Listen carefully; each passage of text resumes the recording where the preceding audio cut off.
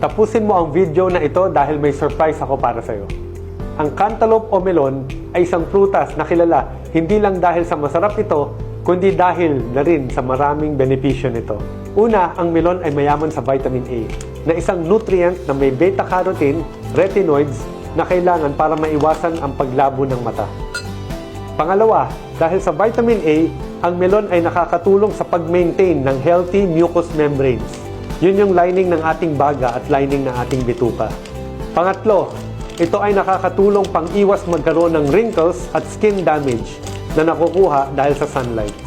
Pang-apat, ito ay powerful na antioxidant na lumalaban sa pagbubulok ng cells ng ating katawan. Pang-lima, ang melon ay nakaka-boost ng fertility. Kaya namang gawing habit ang pagkain or pag-inom ng melon dahil ito ay nakakatulong sa'yo. Ito na ang pinakahihiling